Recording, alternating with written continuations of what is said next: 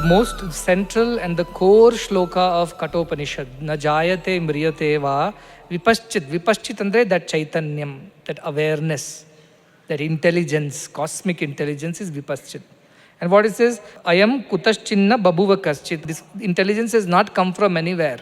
It's not born from something, nor anything is born from it, it is said. Means everything is this only. There is no new thing other than this. Was husband born out of this man? Was husband born as a separate entity to this man? Like that, from this Chaitanya Shakti, nothing was born. Like a man is modified into a husband, a son, a brother, an uncle, friend. All these are modifications of the same man. Like the whole Jagat is the modification of the same Chaitanya Vishuddhatma. That is the idea. Aja, not born, Nityaha, is always there, Shashvata, never declines or reduces, remains the same. Purana, and this is the most oldest one. Before that there was nothing. This was always there. This doesn't die, this doesn't get killed. When your body is getting killed, doesn't get killed. Why did they use this Hanya Mane Sharire? This is almost exactly used in the second chapter of Bhagavad Gita, Sankhya Yoga, where Krishna explains to Arjuna, Arjuna, you are thinking you are going to kill these grandfather or Bhishma or Dronacharya, your teacher, but truth is that nobody is killed. Because if you think you are the ātman, then this cannot be killed. Body is not. Then he gives many beautiful logics in second chapter. If we have time, we will do that. 3-4 logics he tries to give to Arjuna to coax him to fight the war. So one logic was that because ātman exists alone, everything else is modification. So don't worry about modifications. The truth does not die. Therefore you go ahead and fight the war. That was the logic Krishna uses, which is from Kathopanishad. Again, we have also heard that if somebody thinks I am killing, he doesn't know. Somebody thinks I am getting killed, that person also does not know, because this one, the ātman, the awareness, nobody can kill it, nor it gets killed. Science subject is always there. Whether science books are there or not, science knowledge is there. Whether science teacher is there or not, science knowledge is there. Whether I learn science or I don't learn science does not mean science is there and not there. It is not dependent on anything. It is there. So if I tear the textbook and tell, I have killed science today. Have you killed science? No. Likewise, this ātman is the awareness. By body is getting killed, body is aware, but not awareness. Body is like the textbook of science. It is not science. It is the knowledge of science. Tear the textbook, science does not die. If teacher leaves, science does not leave the class. If you don't study science, science does not vanish. Or if you study science, science does not appear. Science as a subject, as a knowledge is always there. In the same way, this ātman is always there. You destroy the body, which is the container of the ātman, ātman does not die. Likewise, this ātman, the Chaitanya, is what you truly are. That's why there is no death and birth for you, is what is the ultimate truth. Then what about this Swarga, Naraka? These are all modifications. Your mind is at fault because mind did not study science, so you failed and you landed up in the same class. If mind had studied science, you would have passed and gone to the next class. Science has not made you fail or pass. There is no fault of science in that. Like that, there is no fault of ātman about what you experience, good or bad, sukha, dukkha, swarga, naraka. All this is your illusion because you thought you are a body and then you thought you have done something wrong and somebody told if you do something wrong, you have to suffer the consequences. You started believing all these things. Because of your belief system, now you have to go through all the experiences. Suppose you say, I am not the body, all your experiences disappear. If your experiences disappear, there is no sukha, dukkha left for you. So there is no naraka and swarga. All this is in your imagination. All that is in your mind. Somebody has written a question. Swami, in naraka also people go after making mistakes. Then why are they born again and they with a handicap or something? In naraka only everything should have been finished and they should have been born perfectly all right. It means what kind of work that they would have done, what kind of desires they had developed in the past birth. Even naraka could not finish the thing. They had to suffer it in this world only. That's why I said don't wait for another naraka and swarga. This is all in the mind. Now where is the Narka? Can you get a ticket to Narka? Can you know how many kilometers away it is? Is there a vehicle to go to Narka? It's all in the mind. See what happens at the end of this is also very important. I'm explaining to you this concept and you must understand very, very clearly. The body has got destroyed at the end of death. But what remains? The prana shakti, the energy, goes and merges in the mind. And mind merges in the vijnanamayakosha, the buddhi. So you still remember your last birth. That you were a king or a peasant or a poor man, rich man, woman, man. This is still there in your mind. With this mind, you go to a certain loka anta heltive now. Objects have shapes. Do our thoughts have shapes? Do our emotions have any shapes? No. So like that, these are shapeless things. These are just a consolidation of all our thoughts and emotions and energy. They're in the energy form. Like electricity has no akara. It just flows. You don't know how it flows. Does it look like a circle? Does it look like you think electricity is the shape of wire? That is your imagination. If the thicker wire is there, electricity has become fatter. No, because electricity does not have any shape. Like water, it takes the shape of anything. Likewise, it had taken the shape of this body when it was filling the body. Therefore, Taittiriya Upanishad says all these koshas are of the akara of the body. Because it was filling the body like water filling the vessel. Now, body is destroyed. So what happens to the water? It has no shape. Like that, these koshas don't have any shapes. In films they will show ghosts like this, like that. All that is their imagination. Koshas don't have any particular shape. They are just energy which is transferred. Now this energy goes to some loka. When this pranamaya, manomaya and vijnanamaya are together, it's called the sukshma sharira. In a sthula sharira, all the five are sitting. When you drop the sthula sharira, the remaining bit is called sukshma sharira, which has mainly pranamaya, manomaya, vijnanamaya and also anandamaya in it, because all these four are together. That is sukshma sharira. Only deha is not there. These four keep traveling, loka to loka. And then, when you drop even this identity that you are the mind or a buddhi, or even the awareness of this, the prana which energizes it, drop it, there is one more sharira we have. It's called the karana sharira. In karana sharira, only anandmayakosa is there. All other koshas are not there. This is anandmayakosa is those of the yogis. They don't have identification with any body. Body has fallen off at the death. The mind has fallen off after meditation. Buddhi has fallen off. Prana also is gone because prana is only for the sake of sukshma sharira. That also has been dropped. The original, closest to the original is anandmayakosa, which is what yogis get into. They don't even breathe. In Himalayas, you will know of many yogis, they don't even breathe. They just sit. Without breath, how are you alive? Because they have gone beyond all these shariras into anandmayakosa. And in anandmayakosa, they are established. In the anandmayakosa, there is no death, birth, nothing. They don't even recognize that they are sitting there. They are just lost in a deep, immense, pure peace. And that also, once you give up, then you become Brahman. Because anandmayakosa is related to your individual jiva, self. But if you drop that also, you become like a river becomes the ocean. Anandmayakosa also finally goes and merges into parābrahman. That is the entire cosmic existence. And then there is no individuality left. I will move on to the next sloka. Anoraniyan mahato mahiyan ātma asya jantor nihito guhayam tamakratuhu pashyati vita shoko dhatu prasadat mahimanamatmanaha. Now you asked, how do I experience all this? So beautiful, all these things to hear, that I will not have any sorrow, I will always be happy, I will never be attached, I will never suffer. Very good, but how do I attain it? This is how he is saying. First of all, to know that it is how difficult to attain, know that. Difficult means how subtle it is to attain. It's not difficult. It is subtle. What is subtle? Anoraniyan. It is subtler than the subtlest. Smaller than the atom. It is smaller or subtler than the atom. But at the same time, mahato mahiyan. It is the greatest of the great. Greater than the greatest it is.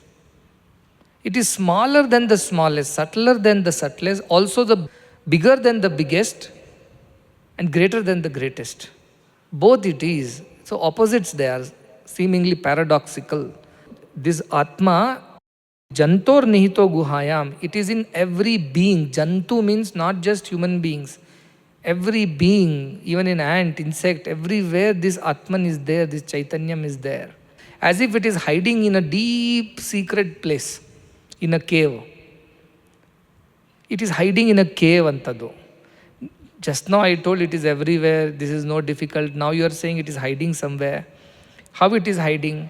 Suppose you have read something 1 year ago. Now you can't remember. You have read it, but now you can't remember. What happens? It's as if it's hiding in your mind somewhere. That knowledge is there, but it is not coming out. It is as if hiding in your memory somewhere. I can't recollect the name of that person. I saw him, but I don't remember. That is the problem. I have experienced this before, but I don't remember the experience now. That is why as if it is hiding. Though it is very much there, but it looks like it's hiding like the spectacles on the head. Kannadi, we keep it on our head and think that our spectacles are missing. So like that, it's hiding. It is there, but it is not known because our attention is elsewhere. If our attention comes towards this, we will get to know. Then tamak kratuhu. Who can see it? Tama, that one.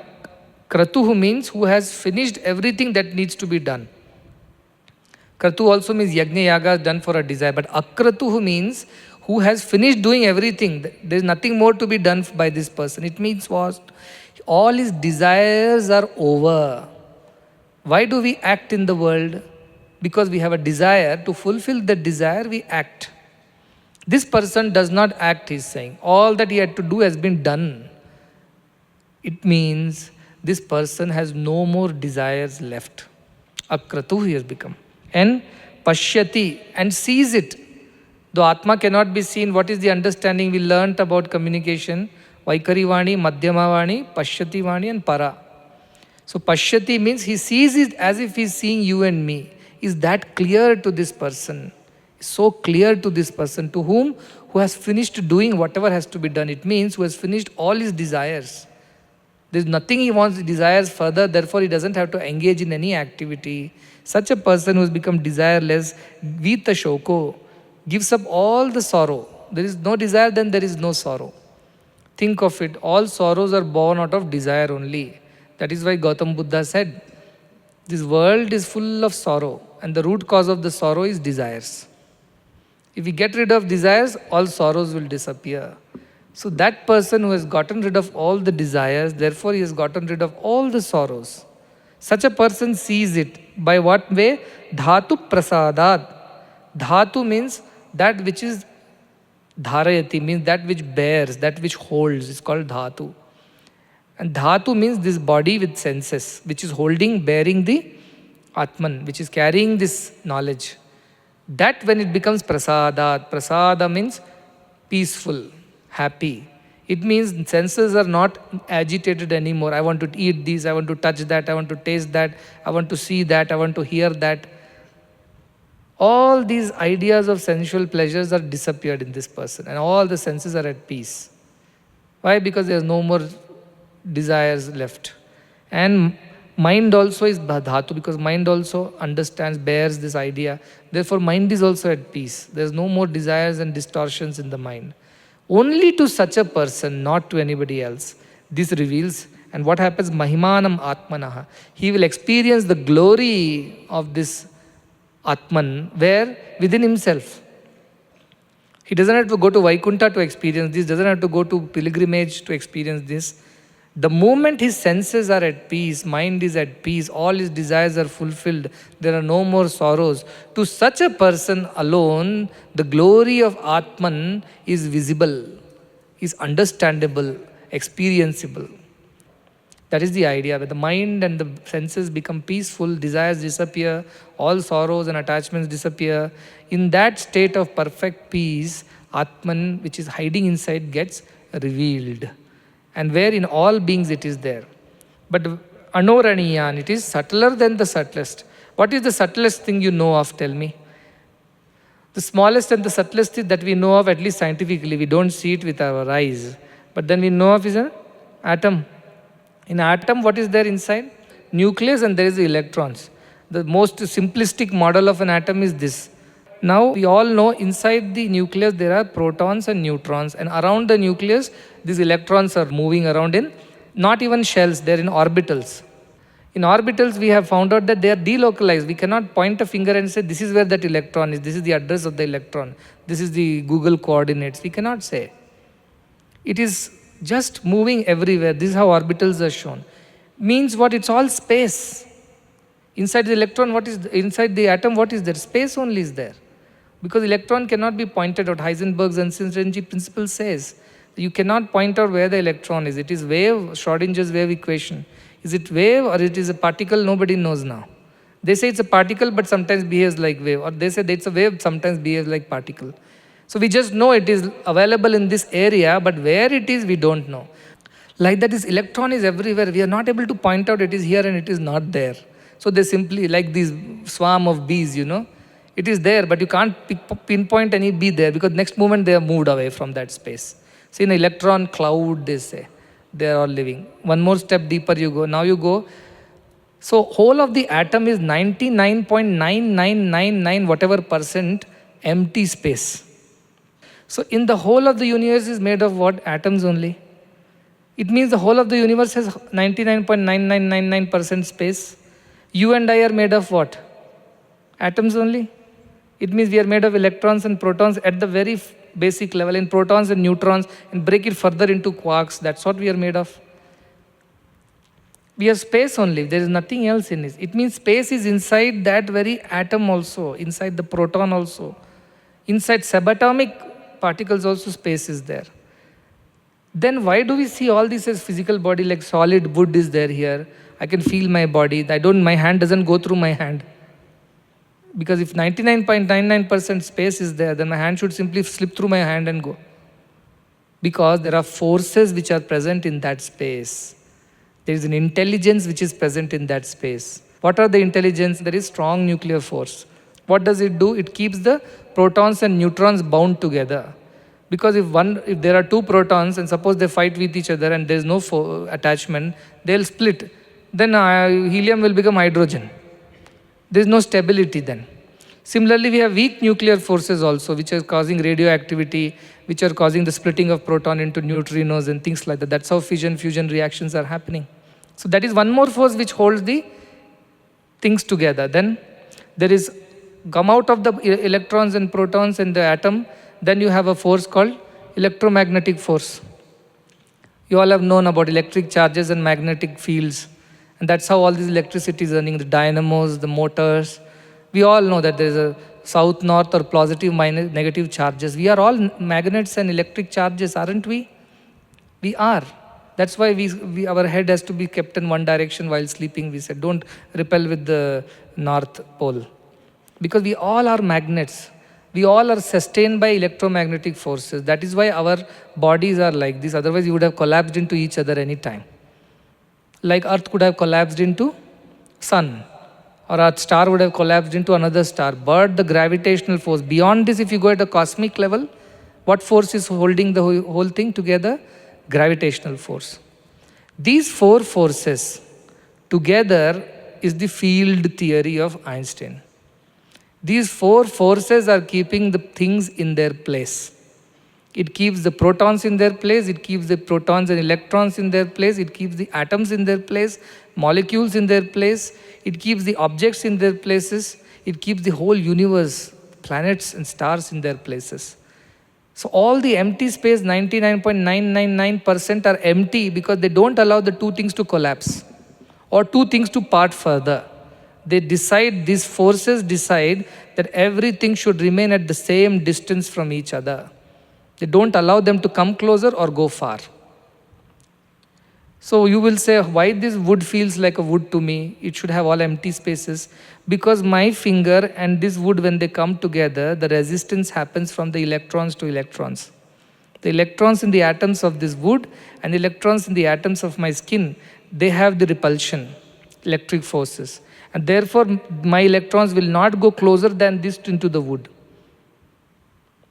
The whole world is empty, 99.9999%. It's empty space. So you go little deep into quantum physics, little deep into this field theory, which was the last work of Einstein. He wanted to prove to the world that there is a unified common force which sustains the entire universe, the relativity theory. At the end of it, what happened? He could not prove it at that point in time because quantum mechanics had not evolved so much. But today people believe that entire universe is covered by a field, they say. What is that field? A force field. And what are the forces? Various kinds: gravity, electromagnetic forces, or strong nuclear or weak nuclear forces. And from the subatomic level to the cosmic level, a force is there which is holding everything together. It does not allow them to part more than this or come closer to that. That's why I feel my skin is solid, these objects are solid, because when I bring anything close to that, the resistance of the forces does not allow me to penetrate through them. So I think it is solid. Actually, it is not solid because the resistance does not allow me. I feel it is solid. Everything is just a māyā. More than this, what can be a proof? That what we see is not the truth. Better than this, what proof can be there? The science itself is coming there now.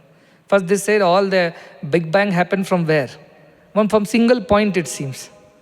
From single point, some bang happened and everything else came out and continuous expansion happened. So now they are saying, suppose we reverse this process and start contracting the whole universe. We can again contract it back to the same point, theoretically possible. So what is all this universe? What is you? What is me? What are the mountains, rivers, beasts, birds? Nothing but a point. If you really think deeply about it, so physics is at the verge of metaphysics now. It's transforming and going there. Everything can be condensed into a point because everything started from a point. That is the whole idea of the universe today. So what is all this? Now think of this as a dream state. In dream, what happens? Everything comes out of you. A new city comes out, buildings come out, trees come out, birds come out, human beings come out, time, the concept of time comes out, the concept of space comes out, everything happens in your dream. Have you realized that? How similar it is to this idea? And from nothing, everything emerges. All the beings, all the trees, the distance, the space, time, situations, emotions, thoughts, everything is emerged in your dream. And at the end, what happens when you wake up? Everything has gone back as if sucked into that. Similarly, this whole physical universe which we so proudly think that it is so real is 99.9999, whatever nines you can put, that is space. And everything can be contracted back into that space theoretically. And all this solidity that we see, the whole universe, it's not real. It's our imagination of things. Why I do see this as black? Because the electrons in the atoms that made this metal, they absorb a certain frequency and emit a certain frequency, because of which whatever is emitted, I see it as black. Colors are just that. Is the movement of electrons between their energy shells, radioactivity, or even what you call fluorescence. Everything is just movement of energies. So if you really start thinking deeply, what I see this universe around me is nothing but my imagination of empty spaces. And whatever the light is falling and photons are coming and hitting and whatever is happening in the electronic shells, that is how this whole spectrometry, everything is just imagination. If you look very deeply into that, just like all that you see in a dream is empty. Like that, this whole universe is empty. And now as people are going further and further, in proton, they say proton is so small. In protons, you know how much space is there? Within the proton, there is so much space that so many more protons can fit into that one proton. And in each proton, there is a space in which so many more protons can fit. An infinite loop of emptiness is there. That is the universe, even physically. And we are so proud of so much we know about this thing. And little also we don't know about the truth behind it. What fills all that space? Where did these energies come from? Where did this field emerge from? It knows how to keep hydrogen atoms separate and not allow them to join together and become helium. It knows. It has exact balance of force inside hydrogen atom to ensure that it remains hydrogen and does not become something else. It has enough knowledge to keep a lithium atom as lithium only and not allow it to split into 3 hydrogen atoms. It is so intelligent, that force. That is what Einstein at the end, he confessed. That we don't, the more I come to know, the more I know that I don't know about this universe. And I leave it at that. He says, beyond that, I'm not able to, my mind is not able to explore, but I do believe, he says, that there is a higher intelligent force, not an unintelligent mechanical force. No, this is an intelligent conscious force, because this is so very well designed. There is an intelligence. Edison was traveling by a train. He was a young scientist then. And a senior scientist was also traveling in the same train. He was reading Bible. And the other scientist who was there, he said, what kind of scientist you are? You believe in these Bible stories? You are supposed to be a scientific mind. You should believe in science, not in this cock and bull story. And Edison said, no, I believe that there is truth behind all these things, and this is not all it is. And the other scientist said, I think you need some advice from me. Let me know, I will come over to your place and I will teach you what is real science. And take you out of the superstition of Bible and God and creation of Genesis and all that. So he said, fine, this is my card, please come to my lab. And the old scientist goes to Edison's lab to teach Edison that all this, you don't believe in this superstition, religion and all, believe in the science. So when he goes there in his lab, he sees a beautiful model of solar system, a wooden model. And this elder scientist becomes very impressed. He asks Edison, who made this model? Who made this? He said, nobody made it. And this senior scientist says, what are you talking? Somebody should have made it. He said, no, one day I opened the lab door and I saw this model was just there. So the scientist says, how is it possible? Some carpenter, some designer, somebody would have made it. He said, no, it just appeared out of nothing. He said, how can something appear out of nothing? What are you talking? Are you a scientist at all? And then Edison says, when you say that the whole universe appeared out of nothing, why can't a simple solar system model appear out of nothing? The real solar system has appeared out of nothing, you are saying. But you are saying that this cannot appear out of nothing. You are a scientist or not, you check first. So I believe that God exists. There is a super intelligence that exists. And that is Nirakara Nirguna Brahma, Shuddha Chaitanya Rupa. That original pure intelligence is Brahman. And our Upanishad said it long ago. That beyond the physicality of the universe, beyond all the forces and energies, beyond all the matter, there lies an intelligence, a cosmic consciousness, which is not unaware, it is aware. It exactly knows how to keep hydrogen and not let it become something else.